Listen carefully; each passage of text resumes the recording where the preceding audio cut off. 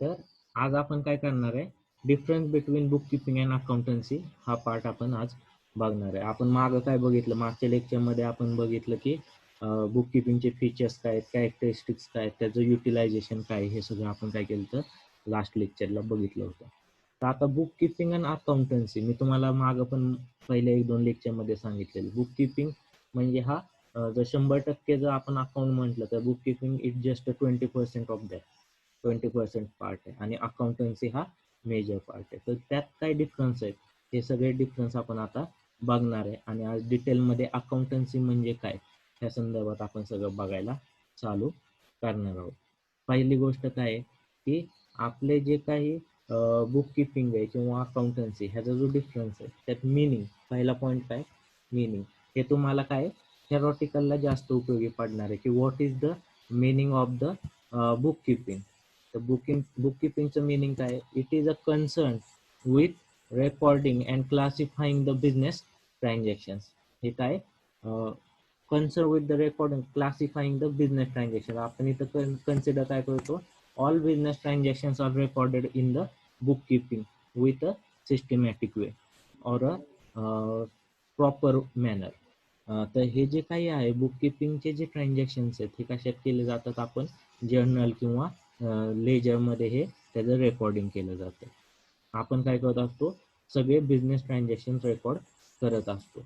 Where as in accountancy, whereas एकच minute, whereas in the accountancy it is related with recording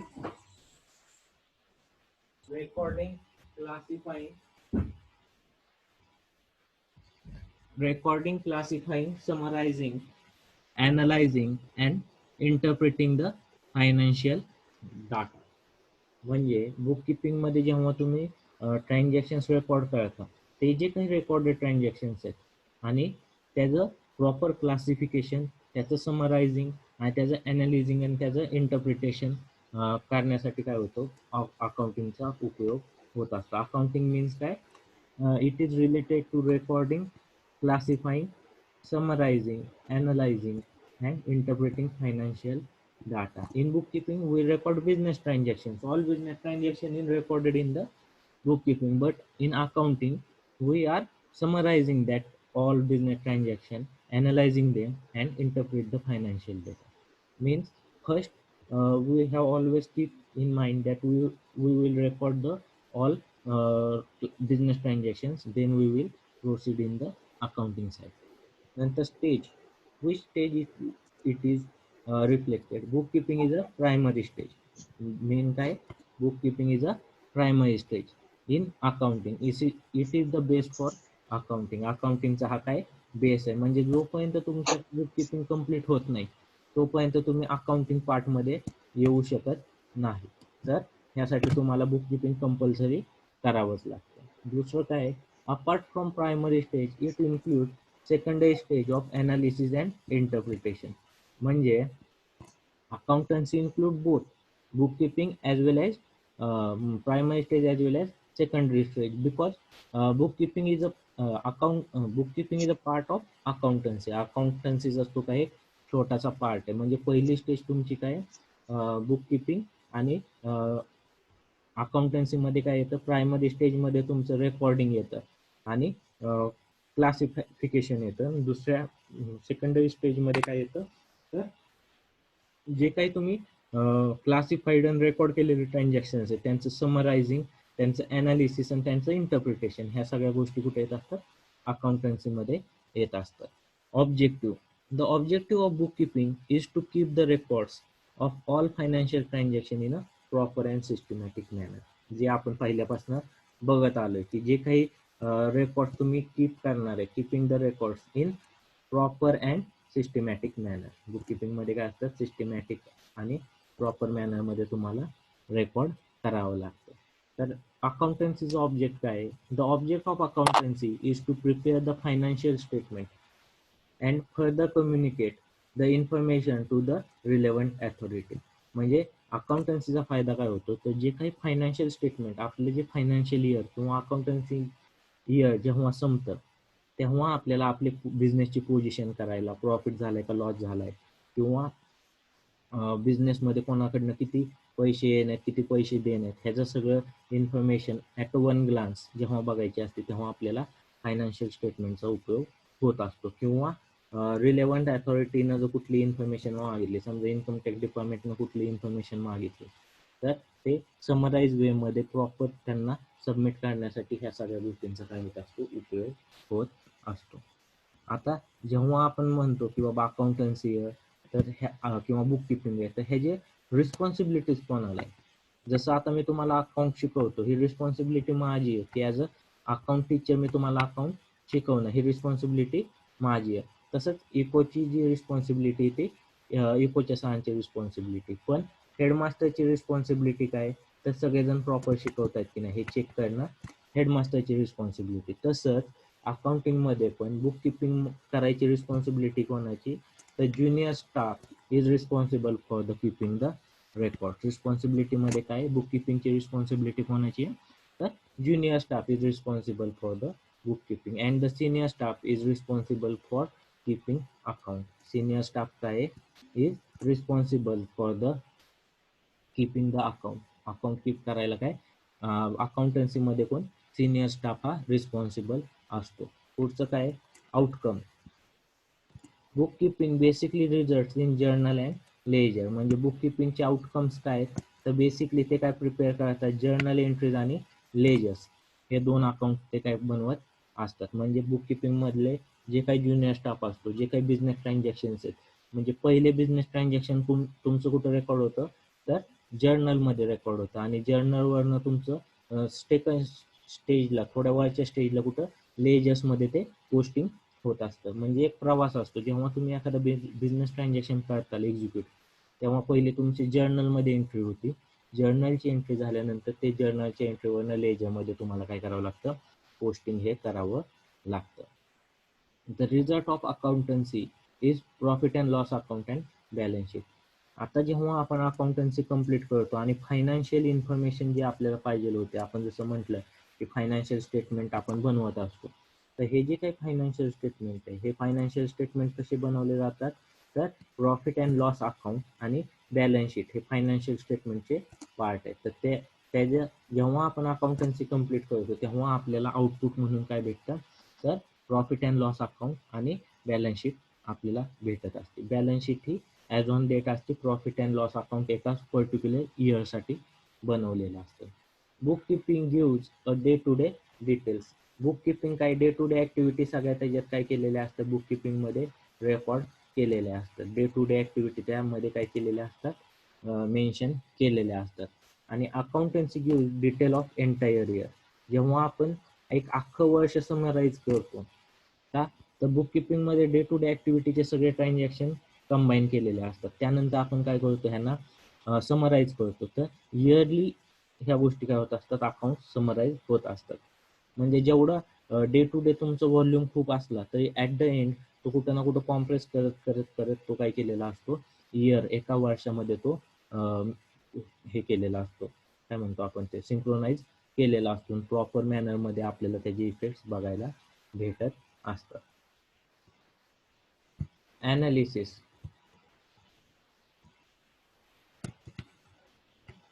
the process of book keeping does not require any analysis. ह्याच्यात काही सुद्धा analysis करावं लागत नाही. Book किपिंगमध्ये जो business transaction झाला आहे त्यानुसार आपल्याला काय करावे लागतात, ज्या काही एंट्रीज आहेत त्या प्रॉपरली मेन्शन कराव्या लागतात. Account uses book keeping information to analyse and interpret the data and then compiles in to report. म्हणजे अकाउंटन्सी कंप्लीट झाल्यानंतर जे काय प्रॉपर गव्हर्नमेंट अथॉरिटीज असतील किंवा आपले ओनर असतील किंवा इन्कम टॅक्स डिपार्टमेंट असेल, GST डिपार्टमेंट, त्यांना प्रॉपर रिपोर्टिंग करण्यासाठी अकाउंटन्सचा उपयोग होत असतो. की जे काही अकाउंटन्सी पूर्ण इन्क्लूड होती त्यानुसार ते काय होणार, इंटरप्रिट व्हायला मदत होते. पुढचं काय, decision making. Management cannot take a decision based on the data provided by the book keeping.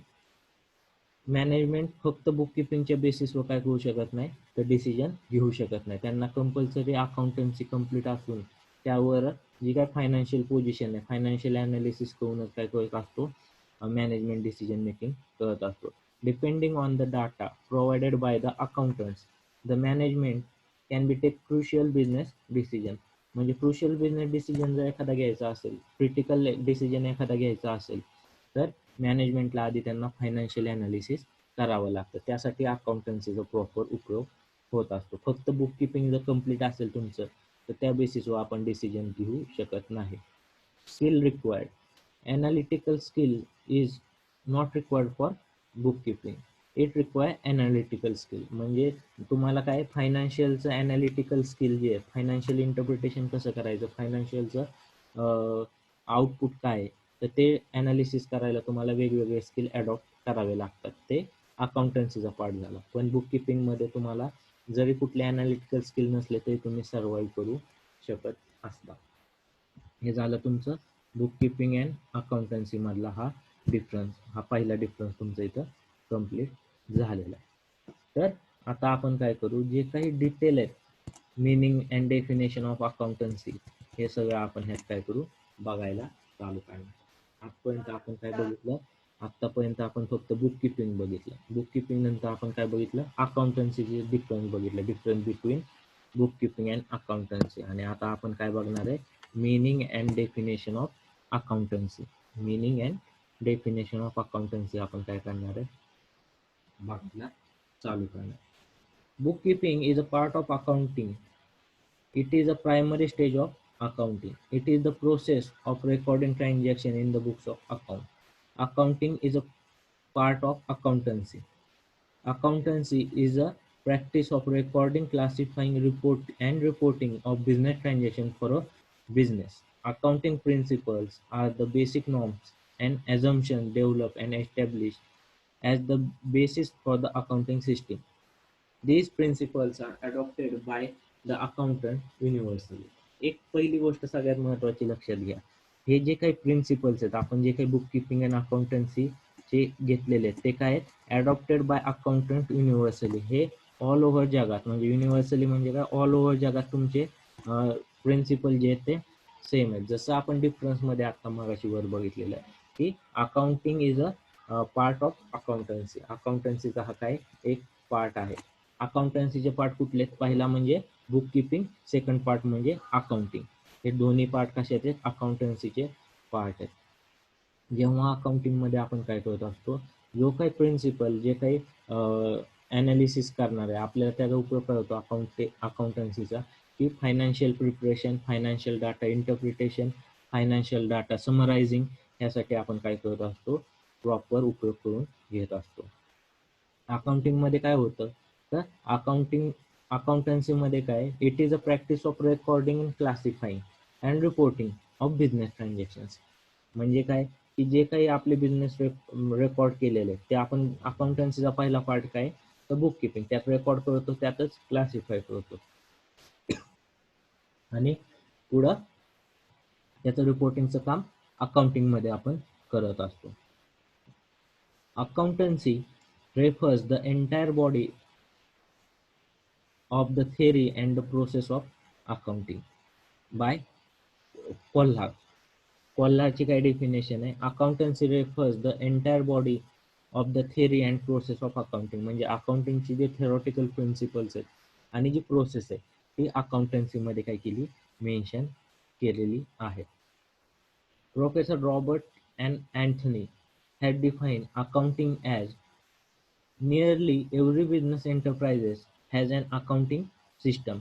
It is a mean of collecting, summarizing, analyzing, and reporting in monetary terms information about the business transaction. आता जी काही अटर्नीची definition आहे, Robert N अटर्नीची, प्रोफेसरची, तर ह्या प्रोफेसरनं काय आपल्याला सांगितलं, तर ह्या प्रोफेसरनं प्रॉपर जी काही आपली सिस्टीम आहे, की ज्या काही डेफिनेशन त्यांनी आपल्याला दिल्या, त्यात ॲक्च्युअल अकाउंटन्सी म्हणजे काय हे त्यांनी डिफाईन केलेलं. Nearly every business enterprise has accounting system. प्रत्येकाची कुठली ना कुठली सिस्टीम असते. प्रत्येक जण आपल्याकडे आलेले पैसे ह्याचं रेकॉर्डिंग प्रॉपरली करत असतो. तो कच्च्या पानावर करत असेल, वहीत करत असेल, लॅपटॉपमध्ये एक्सेलमध्ये करत असेल, टॅलीमध्ये करत असेल, किंवा वही पेन रफ पेज कुठेही किंवा खतावणीमध्ये लिहित असेल, प्रत्येकाची एक सिस्टीम असते की जे काही दिवसातले आपले पैसे आलेत गेलेत त्याचा हिशोब प्रत्येकजण ठेवत असतो. It is a mean of collecting, summarizing, analyzing and reporting in the monetary term information. म्हणजे अकाउंटिंग मध्ये काय सगळी इन्फॉर्मेशन कुठली कलेक्ट होती, मॉनिटरी रिलेटेड म्हणजे बिझनेस ट्रान्झॅक्शन रिलेटेड, कलेक्टिंग, समरायझिंग आणि अनालायझिंग अँड रिपोर्टिंग.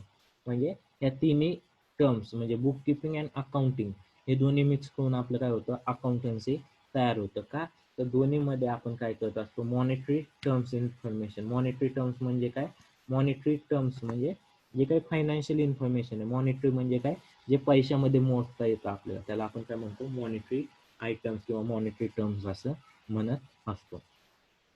तर ही जी काही इन्फॉर्मेशन आहे ती इन्फॉर्मेशन काय आपण बिझनेस ट्रान्झॅक्शनच्या घेत असतो. ह्या सगळ्या गोष्टी आपण अकाउंटन्सीमध्ये करत असतो. नंतर हे झालं अकाउंटिंग. आता अकाउंटिंग करण्याच्या पण काही मेथड्स आहेत, त्या मेथड्स आपण आता इथं बघणार आहोत की कुठलाही बिझनेस जेव्हा आपण चालू करतो तेव्हा आपण अकाउंटिंगच्या इनडायरेक्टली किंवा डायरेक्टली तुम्ही त्या पर्सनला अकाउंट नॉलेज आहे किंवा नाही हे न सांगता आपण काय करत असतो इनडायरेक्टली ह्यातल्या तीनपैकी कुठली ना कुठली अकाउंटिंगची मेथड प्रत्येक जण वापरत असतो. तर तीन मेथड कुठल्या, तर कॅश बेसिस, दुसरी आहे ती ॲक्रुअल अँड मर्कंटाईल बेसिस, तिसरं आहे ते म्हणजे मिक्स ऑर हायब्रिड बेसिस. आता बेसिकली कॅश बेसिस म्हणजे काय की पैसे आले की तुमचा तिथं व्यवहार संपतो. पैसे आले, सर्व्हिस दिली, तुम्ही एखादं काम करता, कॅश बेसिस म्हणजे काय, एखादं काम केलं आणि त्याचे पैसे आले तिथंच तुमचा व्यवहार संपला. ॲक्रुअल ऑर मर्कंटाईल बेसिस मध्ये काय असतं की तुम्ही एखादं काम करता त्याचे पैसे 3 महिन्यांनी येतात किंवा तुम्ही एखाद्याकडनं वस्तू घेता त्याला थोडं लेट पेमेंट देता, तर ते काय झालं ॲक्रुअल. आणि मिक्स ऑर हायब्रिड बेसिस म्हणजे कॅश बेसिस आणि ॲक्रुअल बेसिसचं जे कॉम्बिनेशन आहे त्याला आपण काय म्हणत असतो मिक्स ऑर हायब्रिड बेसिस असं म्हणत असतो. आता आपण जे काही कॅश बेसिस अकाउंटिंग सिस्टीम आहे काय हे ज्या मेथड्स आहेत अकाउंटिंगच्या की कॅश बेसिस म्हणजे काय, तर ज्या दिवशी तुमचं ट्रान्झॅक्शन कम्प्लीट कधी होतं की ज्या दिवशी तुमच्याकडे पैसे आले त्याच दिवशी तुमचा व्यवहार तिथं संपतो किंवा ॲक्च्युअल कॅश ज्या दिवशी येईल त्या दिवशी तुमचं काय होत असतं कॅश बेसिस सिस्टीम ही कम्प्लीट होत असते. तर पहिला पॉईंट काय मेथड्स मधला की cash basis. Under the cash basis of the accounting, actual cash receipts and actual cash payments are recorded. बघा म्हणजे कॅश बेसिस मध्ये काय ऍक्च्युअल कॅश रिसिप्ट म्हणजे जी काही ऍक्च्युअल कॅश आली and actual cash payments are recorded.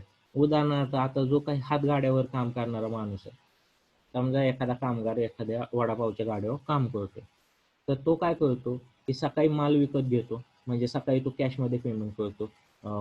काही घेतलं बाबा, तेल घेतलं, बटाटा घेतला, मीठ मिरची घेतलं, ते काय घेतलं त्याचे लगेच कॅशमध्ये पेमेंट केले. तो वडापाव बनवतो, वडापाव बनवला की तो विकतो, वडापाव विकला की लगेच पैसे घेतो. म्हणजे त्याचा बिझनेस काय की जेवढी कॅश त्यानं लगेच खर्च केली तेवढीच कॅश लगेच त्यानं दुसऱ्याकडनं लगेच घेतली. तो काही उधारीवर थांबत नाही की बाबा हा मी 10 दिवसांनी तुला पैसे देतो. तो म्हणतो नाही, वडापाव खायचा 10 रुपये दे, वडापाव घे, विषय संपला.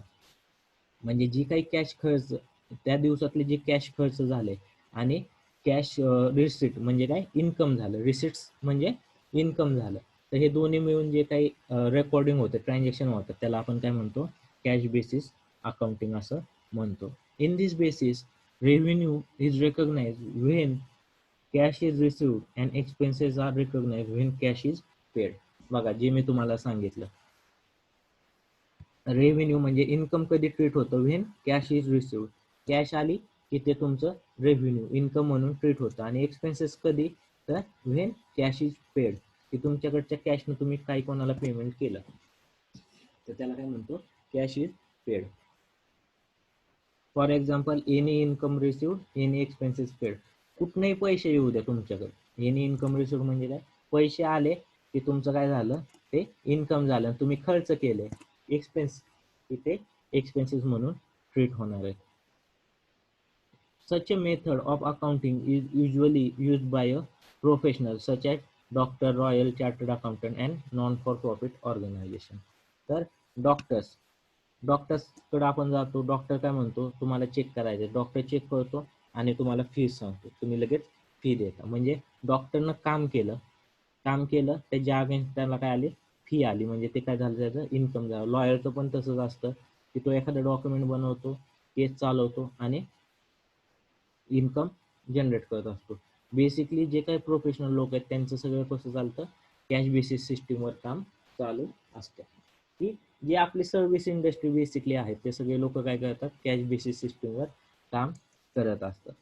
पुढचा पॉइंट आहे तो म्हणजे काय, ॲक्रुअल और मर्कंटाइल बेसिस. पुढचा पॉइंट काय, ॲक्रुअल और मर्कंटाइल बेसिस. तर under accrual basis of accounting, the revenue, whether the received or not, but has been earned or accrued during the accounting period, and expense incurred, whether paid or not, are recorded. In other words, revenue is recognized when it is earned or accrued, and expenses are recognized when these are incurred. That is, any income earned, whether received or not, any expenses incurred, whether paid or not. आता ॲक्रुअल basis और mercantile basis मध्ये काय, किंवा काय असतं की समजा तुम्ही एखाद्या आपल्या घरचं उदाहरण घ्यायचं झालं तर आपण ज्याच्याकडनं नेहमी किराणा माल आणतो, तर कधी कधी बघा दिवाळीच्या वेळेस आपण काय करतो, त्याच्याकडनं किराणा माल आणतो, दिवाळीच्या वेळेस खूप सारा किराणा माल आणतो, पण आपण त्याला पैसे देत नाही का, तर आपली ओळख असते. मग तो काय म्हणतो, 1 महिन्याने दिले ते चालतील, दिवाळी झाला, बोनस आला की तुम्ही निवांत पेमेंट करा, पण तुम्ही आता सामान घेऊन जावा. म्हणजे तो काय करत असतो, उधारीवर आपल्याला माल देत असतो, की त्याला माहिती की 10 दिवसांनी 15 दिवसांनी ह्या माणसाचे पैसे आपल्याला येणार आहेत. मग ह्या केसला काय म्हणतो आपण, ॲक्रुअल बेसिस किंवा मर्कंटाइल बेसिस आपण असं म्हणत असतो. तर ह्या केसमध्ये काय आहे की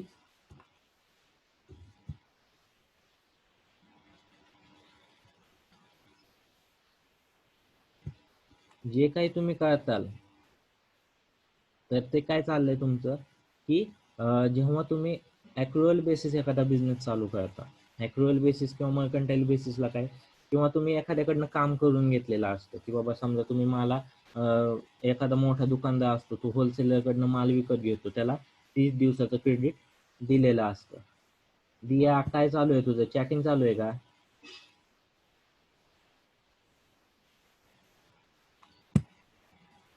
तर ॲक्रुअल बेसिसला आपण काय करत असतो, की ह्या सगळ्या गोष्टी आपण तिथं वापरत असतो. म्हणजे जे काही एक्सपेन्स आपण आज करू किंवा एखादं काम आज केलं, पण त्याचं पेमेंट आपण थोड्या दिवसांनी करणार किंवा थोड्या दिवसांनी आपल्याला त्याचं इन्कम येणार आहे, तर अशा गोष्टीला आपण काय करत असतो, ॲक्रुअल बेसिस असं म्हणत असतो.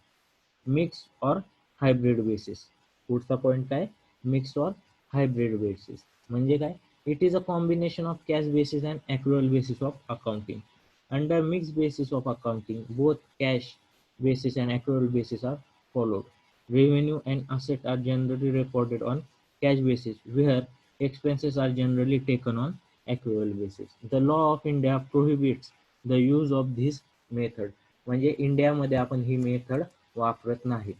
कुठली, मिक्स और हायब्रिड बेसिस ह्या ज्या मेथड्स आहेत ह्या इंडियामध्ये अलाउड केलेल्या नाही आहेत. त्यामुळे इंडियन मेथडमध्ये आपण फक्त 2 बेसिसमध्येच काम करू शकतो. कुठल्या 2 बेसिसमध्ये, तर मर्कंटाइल बेसिस आणि कॅश बेसिस और मर्कंटाइल बेसिस ह्या 2 बेसिसवर आपण काम करत असतो. त्यामुळे एक गोष्ट नेहमी लक्षात ठेवा, की जे काही तुमच्या मेथड्स आहेत ह्या मेथडनुसार तुम्ही काय करता, बिझनेस करत असता. समजा एखाद्यानं ॲक्रुअल बेसिस म्हणजे काय, की बेसिकली तुम्ही कॅश पण घेता, म्हणजे बिझनेस झाला की तुम्ही लगेच बिल पण घेता, किंवा any income earn whether received or not, म्हणजे एखादं काम केलं, हे बघा इथं काय, any income earn whether received or not, म्हणजे एखादं काम केलं तर तुम्हाला ते पैसे आज येणार आहेत, लगेच पण येऊ शकतात, किंवा 5 ते 10 दिवसांनी येऊ शकतात. तर त्या केसमध्ये काय होणार आहे, तुमचं ॲटोमॅटिकली तुमचं इन्कम तुम्ही काय करता, बुक करता. कधी बुक करता, तर ॲक्रुअलमध्ये काय असतं, it has to be earn during the accounting period. Accounting पिरियडमध्ये जे काही कलेक्शन झाले किंवा तुमचे जे अकाउंटिंग इयरमधले जे एक्सपेन्सेस आहेत त्या सगळ्या गोष्टी तुम्ही इथं काय करत असता, रेकॉर्ड फरक असतात. कॅश बेसिस म्हणजे actual cash receipt and actual cash payment it recorded. मग इथं उधारीचा काहीही विषय नाही. कॅश बेसिसला पैसे आले आणि पैसे गेले ह्या बेसिसवर, की समजा आज मी सकाळी 1000 रुपये खिशात घेऊन चाललो, मी एखादं काम केलं की बाबा काही मी विकत घेतलं, पैसे माझ्या खिशातनं गेले आणि मला अजून थोडं मी पुढे गेल्यानंतर एक काम केलं, त्याच्याकडनं मला परत पैसे आले. ॲट द एंड माझ्याकडं 2000 रुपये होते. म्हणजे सकाळी जाताना 1000 होते, संध्याकाळी घरी आलो तेव्हा माझ्याकडं 2000 रुपये होते. म्हणजे जे काही 1000 रुपये वरचे आलेले आहेत ते माझं काय इन्कम झालेलं आहे. आजचं इन्कम किती झालं माझं? 1000 रुपये इन्कम झालं. हे झालं कॅश बेसिस.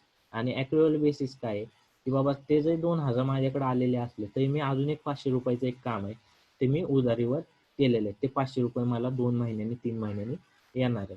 तर इनडायरेक्टली मी जे रेकॉर्ड करतो तेव्हा ॲक्रुअल बेसिसमध्ये माझे पैसे हे पुढं निवांत ह्या अकाउंटिंग इयरमध्ये कंप्लीट होऊन येणार आहेत. तर त्याला काय म्हटलं जातं? ॲक्रुअल और मर्कंटाईल बेसिस म्हटलं जातं. आपल्या इथं बिझनेसमध्ये जे काही बिझनेस आहे, सगळे बिझनेस आपण ॲक्रुअल और मर्कंटाईल बेसिसवर चालवतो.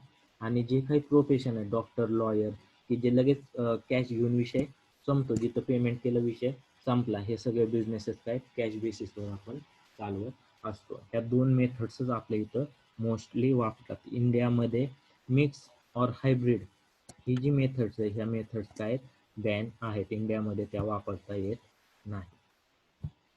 तर अशा रीतीनं आपण काय बघितलं, ह्या 3 मेथड जे आहेत त्या 3 मेथड्स आपण आता बघितलेल्या आहेत. मिक्स और हायब्रिड बेसिस अकाउंटिंगचे ज्या मेथड्स आहेत त्या अकाउंटिंगच्या मेथड्स आपण काय बघितलेल्या आहेत.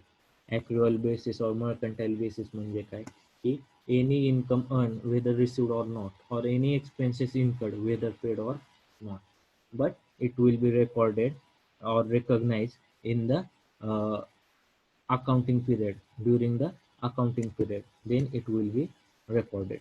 की तेव्हाच ते काय केलं जातं, युटिलाइज केलं जातं. अशा रीतीने आपण काय हे आज 3 पॉईंट बघितलेले आहेत. आपण काय काय बघितलं आज, तर जो काही डिफरन्स आहे बुक किपिंग आणि बुक किपिंग अकाउंटन्सी मधला, हा डिफरन्स आपण आज बघितला. पुढं अकाउंटन्सीच्या डेफिनेशन बघितले, थोडं ब्रॉडर वेमध्ये meaning and definition of accountancy बघितलं, आणि बेसिस और methods of the accounting system, की कुठल्या 3 सिस्टीमवर आपण काम करतो. तर आपल्याकडे कॅश बेसिस, ॲक्रुअल और मर्कंटाईल बेसिस और मिक्स बेसिस सिस्टीम, ह्या 3 सिस्टीमवर आपण काय करत असतो, काम करत असतो. नंतर हे जे काही आहे qualitative characteristics of accounting information, हा पॉईंट आपण पुढच्या लेक्चरला बघणार आहोत. की बाबा अकाउंटिंगच्या कॅरेक्टरिस्टिक्स काय, ह्या सगळ्या गोष्टी आपण काय करणार पुढच्या लेक्चरला बघणार आहोत.